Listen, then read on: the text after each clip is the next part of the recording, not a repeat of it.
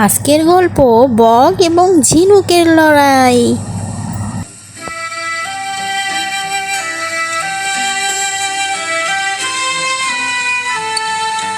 কিছুটা হয়েছে মনে হয় ওই দিকে, দেখি তো।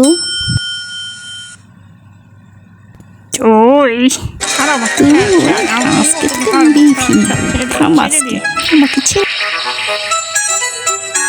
কেমন লাগে বক? দেখ তো, আমি তোর ঠোঁটটাকে একদম ধরে নিয়েছি, আর খুলতে পারবি না।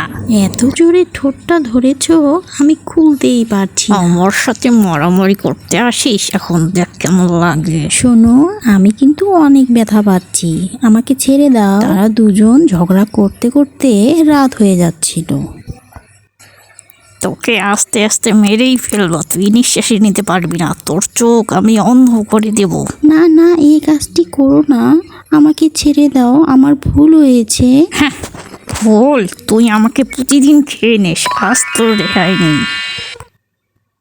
এই থামো থামো থামো, তোমাদের কি হয়েছে দেখি তো। থামো, তোমরা দুইজনই থামো। তোমরা কেন এভাবে ঝগড়া করছো? আমাকে বলো।